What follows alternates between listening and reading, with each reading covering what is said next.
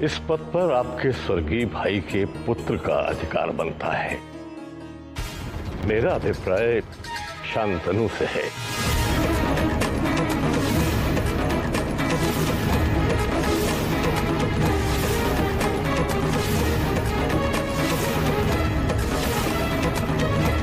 शांतनु, ये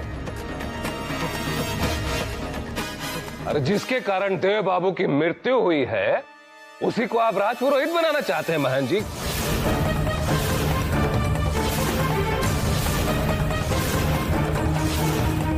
सुशील भैया, ये क्या कह रहे हैं आप? वही कह रहे हैं जो सत्य है भाभी जी। ये कुल विनाशक है ये। 28 साल तक नहीं थे तो घर में सब कुछ ठीक ठाक था कि नहीं?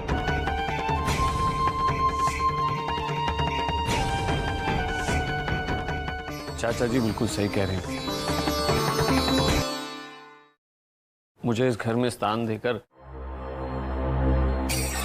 आपने बहुत बड़ी गलती की है मां। मुझे तो पैदा होते ही वाकई में त्याग ही देना चाहिए था। पूरा एपिसोड देखिए ZEE5 पर। मेरे कारण ही देव की मौत हुई है।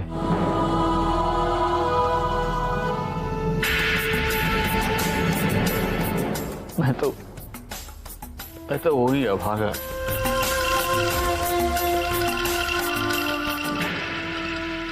मुझे इस घर से चले जाना चाहिए।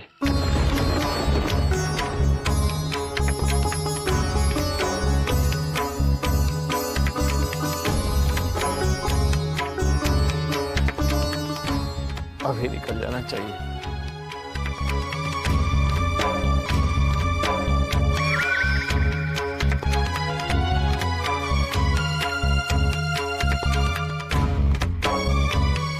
जाने अनजाने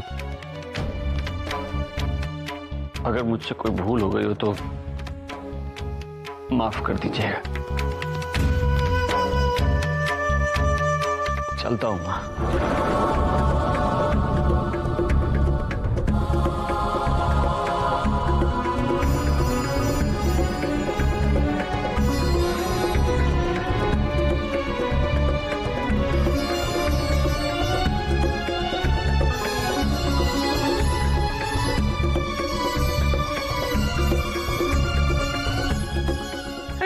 शांतनु,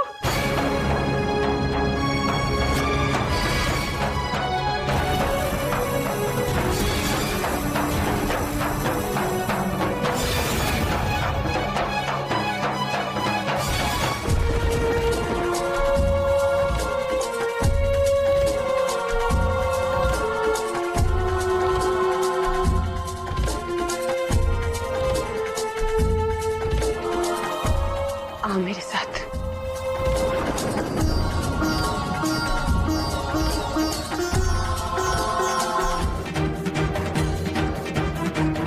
राजपुरोहित जी जीवित हैं और इनके जीवित होते हुए ये पद किसी और को नहीं मिल सकता।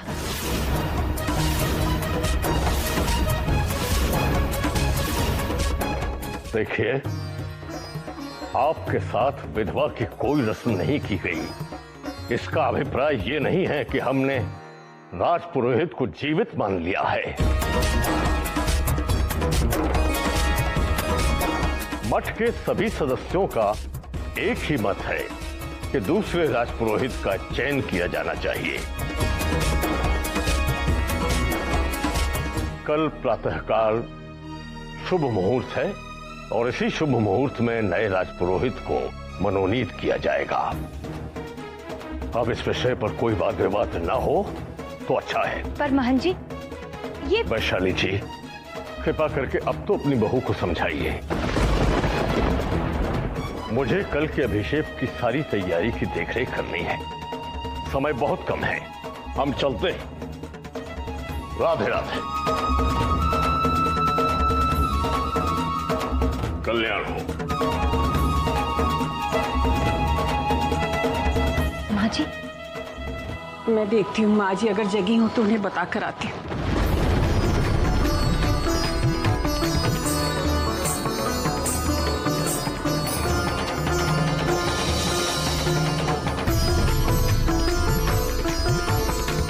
कितनी भी कोशिश कर लो राधिका, राजपुरोहित तो मैं बन के रहूंगा।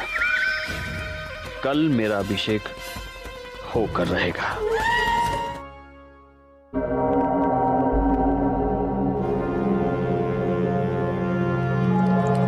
अब मुझे राजपुरोहित बनने से कोई नहीं रुक सकता मां, कोई भी। मुबारक हो। एक जाम राजपुरोहित के नाम। असली जश्न तो हम कल मनाएंगे, क्योंकि कल के बाद तुम्हारा नाम होगा शांतनु राजपुरोहित। हाँ मां, वैशाली जी तो सोचती रह जाएंगी कि उन्होंने मुझे त्याग की ज्यादा बड़ी गलती की या वापस अपना के। वैसे अगर राधिका को तुमने मोहरा नहीं बनाया होता ना शांतनु, तो ये काम इतना आसान नहीं होता। आप देखते जाइए मां, मैं उनसे सिर्फ राजपुरोहित ही नहीं, उनके सर की छत भी छीन लूंगा। पूरा पुरोहित परिवार सड़क पर होगा। पुरोहित खानदान को मैं बर्बाद कर दूंगा, बर्बाद। ऐसा कुछ नहीं होगा।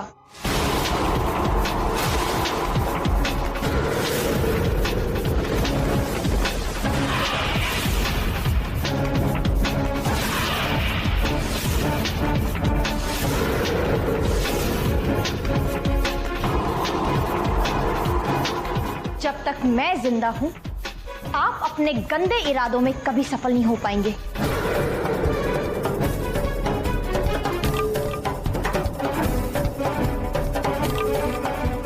मैंने तो सोचा था परिवार में शामिल होने के बाद आप एक अच्छे इंसान बनने की कोशिश करेंगे।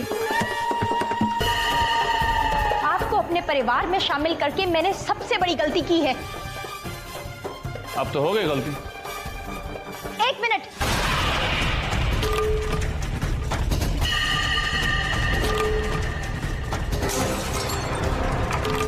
खुशियां मनाना बंद कीजिए, क्योंकि अब आप ना तो राजपुरोहित रहेंगे और ना ही मेरे घर के बेटे कहलाएंगे। वो जिंदा है, जिंदा है वो। तुम झूठ बोल रहे हो। कैसे भाई हो तुम, जिसने तुम्हें अपने दिल में जगह दी, अपने परिवार में जगह दी? तुमने उन्हें मारने की कोशिश की।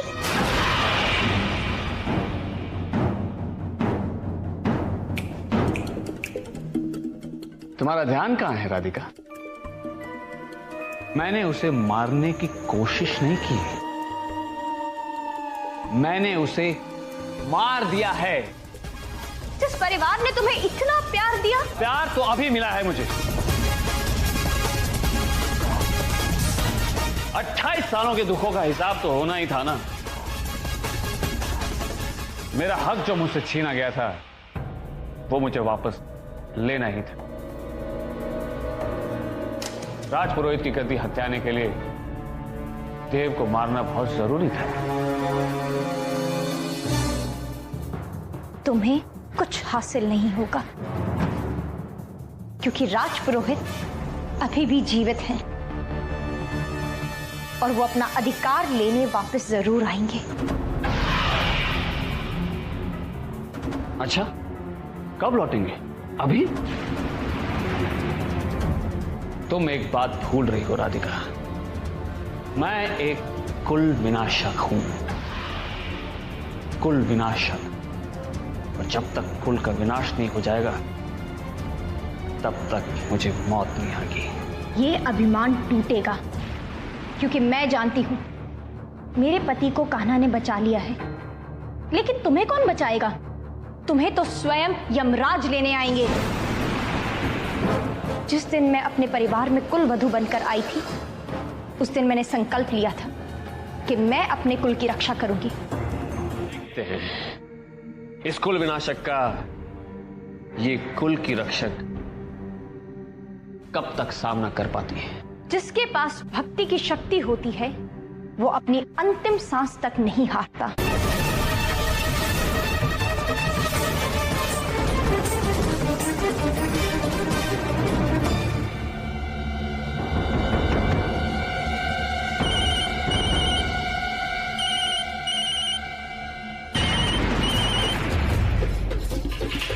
हाँ माँ।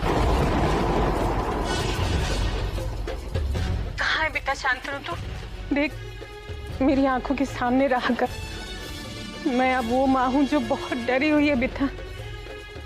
अगर तुम लोग आंखों के सामने में नहीं रहोगे तो बहुत बुरे बुरे ख्याल आने लगते। आप चिंता मत कीजिए माँ, मैं अभी घर आता हूँ। क्या मैं नहीं जानता कि मेरे बगैर आपका जरा भी मन नहीं लगता? बेटा, तेरे अभिषेक की तैयारी भी करनी है। तू यहाँ होता तो अच्छा रहता। हाँ माँ, अब मेरा अभिषेक है तो तैयारियां तो मुझे ही देखनी चाहिए। आप चिंता मत कीजिए माँ, मैं जल्दी काम निपटाकर घर पहुंचता हूँ। बिल्कुल निश्चिंत रहिए। देव तो हमें छोड़ के चला गया, परंतु शांतनु देखना वो कैसे हमारे पुरखों की विरासत को आगे बढ़ाएगा। शांतनु पुरखों की विरासत को बढ़ाएगा नहीं, बर्बाद कर देगा।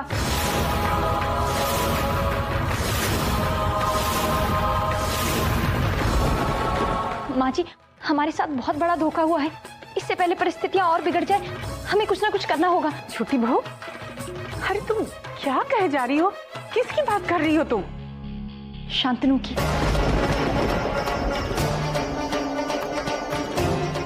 भैया, शांतनु बहुत बड़ा पापी है और उसका राजपुरोहित बनना ठीक नहीं है। छोटी बहू,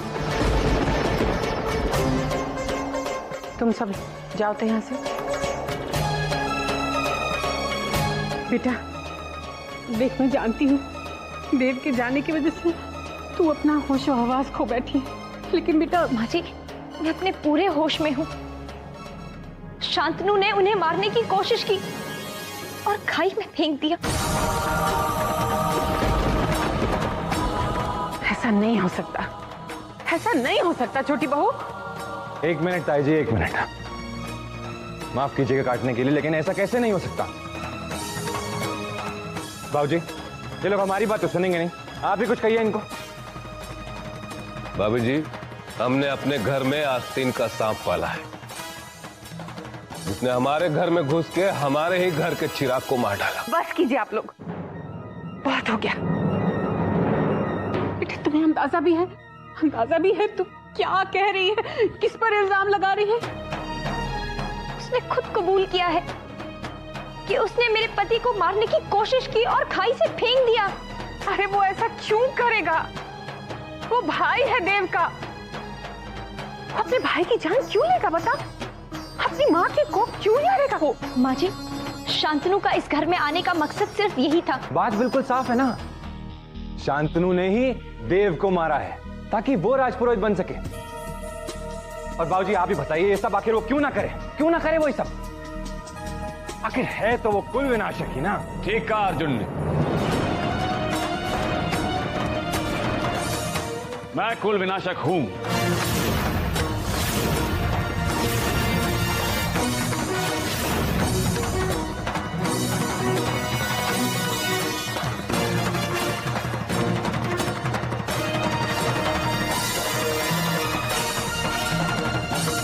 हाँ, मैं कुल विनाशक हूं। ये सुनकर मेरे कान पक गए।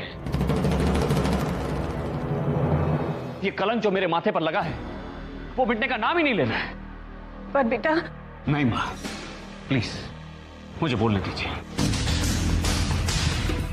आज तो हद ही हो गई। मुझ पर मेरे भाई को मारने का इल्जाम लगाया जा रहा है। इल्जाम इसलिए लगाया गया है क्योंकि तुम दोषी हो।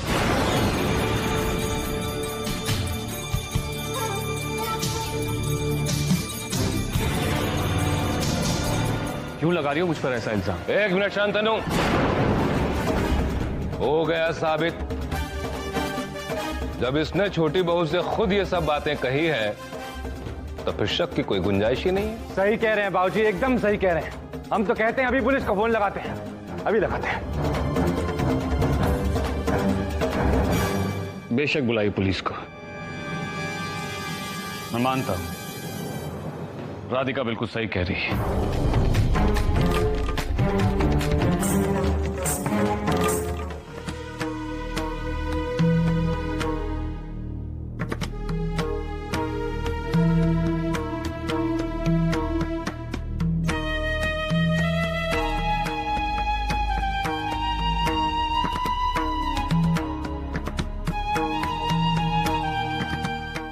छोटी बहू,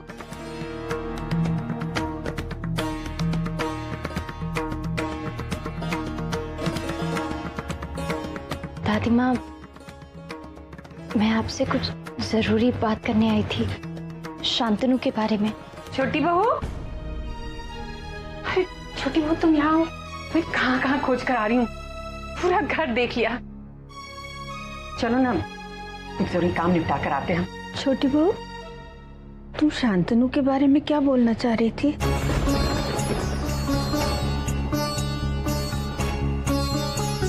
शांतनु के बारे में? हाँ माँ जी, कल शांतनु का अभिषेक है ना, उसी के बारे में कुछ पूछना चाह रही होगी छोटी बहू।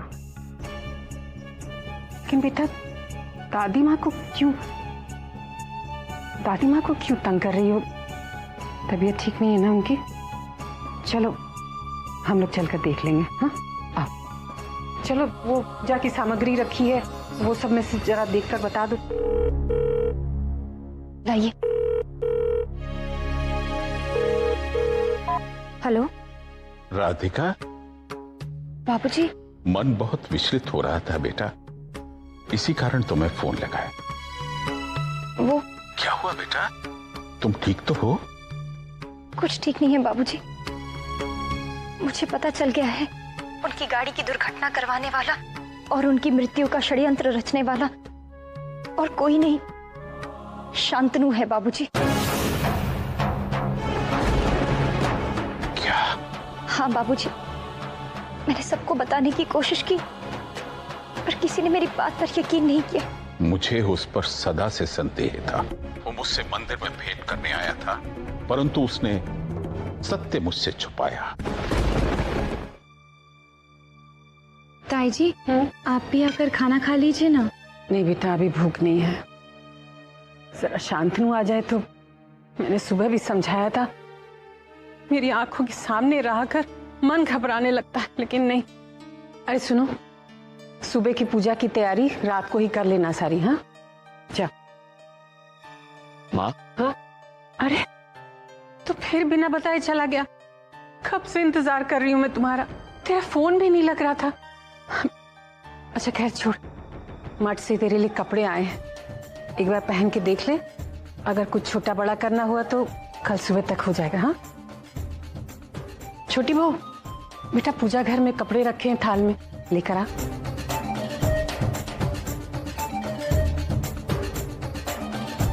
और हाँ, दिन में कहीं बाहर जाता है ना तो अपनी माँ को बस एक फोन कर दिया कर।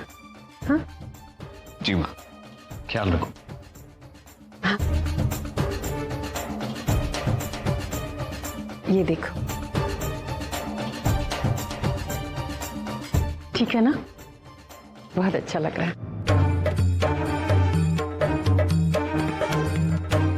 और ये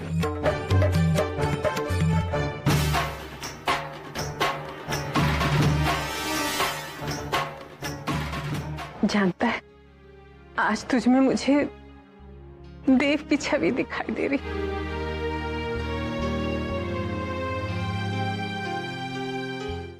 ऐसा लग रहा है जैसे कि मेरा देव वापस आ गया।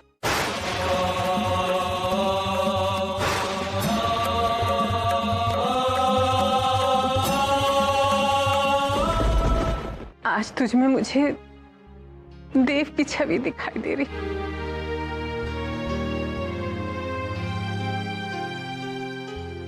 ऐसा लग रहा है जैसे कि मेरा देव वापस आ गया।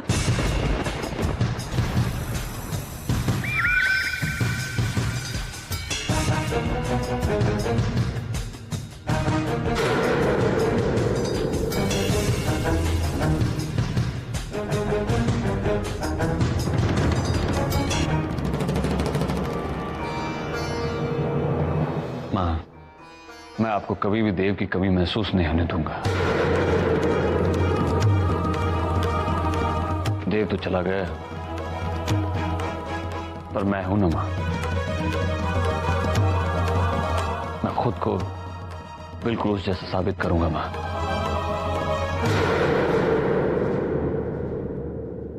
तुझे नजर का काला टीका लगा दो।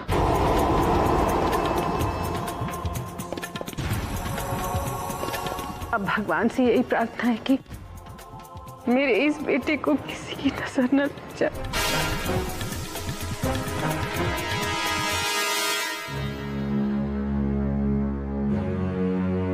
अच्छा, मैं चलती हूँ, माँ जी की दवा का टाइम हो गया है।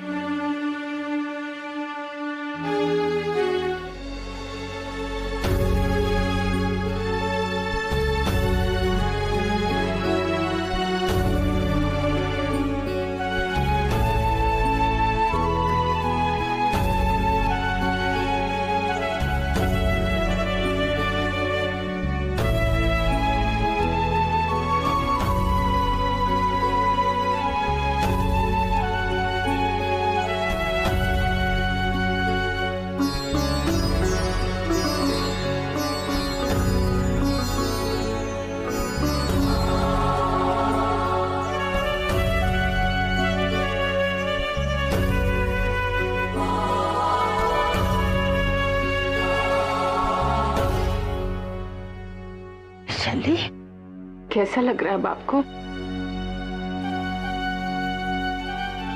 अभिषेक की तैयारियां कैसी चल रही हैं? तैयारियां ठीक चल रही माँ जी, लेकिन मन बहुत अजीब हो रहा है। क्यों? देखिए ना, अभी अभी एक बेटा खोया है और इतनी जल्दी उसकी राजपुरोहिती का पद दूसरे बेटे को देने जा रही हूँ। देव के लिए दुखी होती हूँ तो लगता है कि शांतनु के लिए थोड़ी सी खुशी भी तो होनी चाहिए ना। और जब शांतनु के लिए खुश होती हूँ तो अजीब ऐसा लगता है कि देव की आत्मा को ठेस पहुंचा रही हूँ। भगवान किसी माँ को ऐसी दुविधा में न डाले, किसी माँ को ऐसी दुविधा में न डाले। हिम्मत रखो बहू, तुम्हें अपनी ममता को भुलाकर एक राजपुरोहित की माँ का फर्ज अदा करना है। तुम जो भी कर रही हो इस परिवार की परंपरा के लिए कर रही हो। हिम्मत रखो। कोशिश करूंगी माँ जी, कोशिश करूंगी।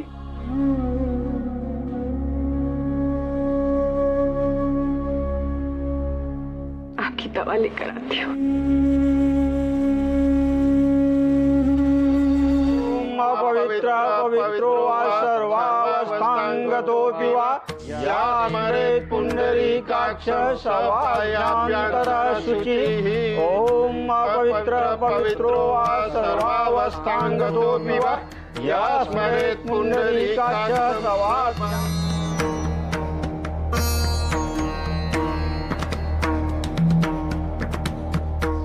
छोटी बहू, चलो वहां चलकर सबके साथ बैठो। पर माँ जी, मैं बेटा, तुम वहां नहीं होगी तो क्या सोचेंगे सब लोग? अच्छा चलो, कम से कम यही सोच कर आ जाओ कि तुम ये सब कुछ पुरोहित परिवार की प्रतिष्ठा के लिए कर रही हो। आजा।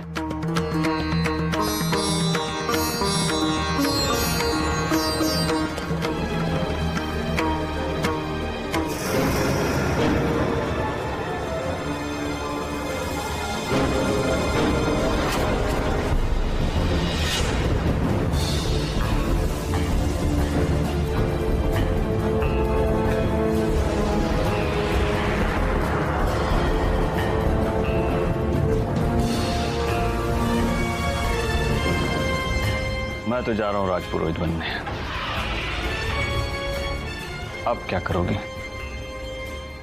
हाँ हाँ जानता हूं, तुम्हारे काना हैं, वो मेरा वध करेंगे वगैरह वगैरह।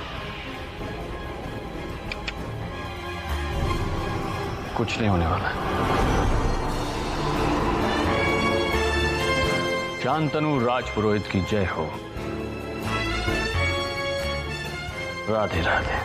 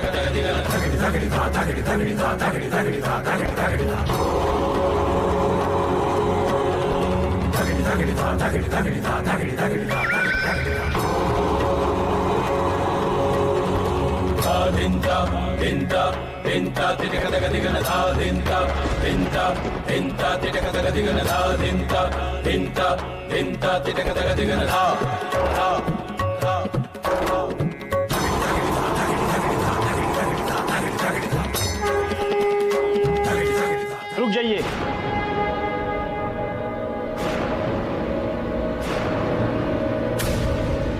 रुक जाइए।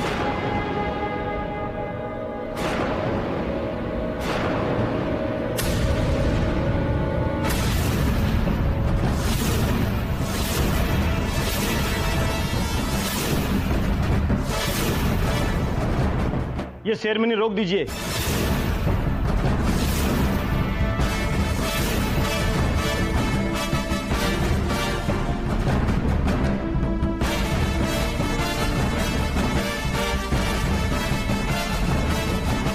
इंस्पेक्टर साहब, आपको कोई गलतफहमी हुई है कि आप क्या करने जा रहे हैं? शांतनु राजपुरोहित बनने जा रहा है और आप इसके बारे में। कानून की नजर में सब बराबर होते हैं मैडम।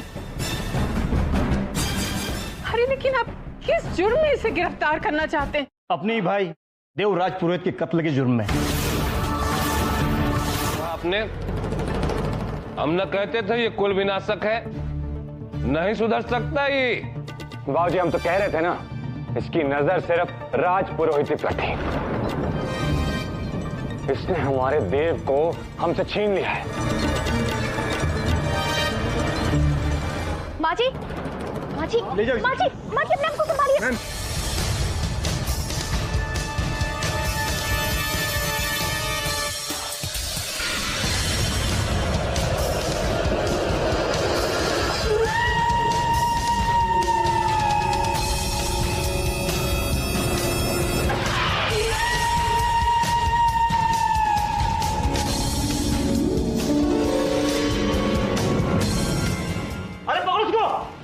ये शांतनु भाग गया।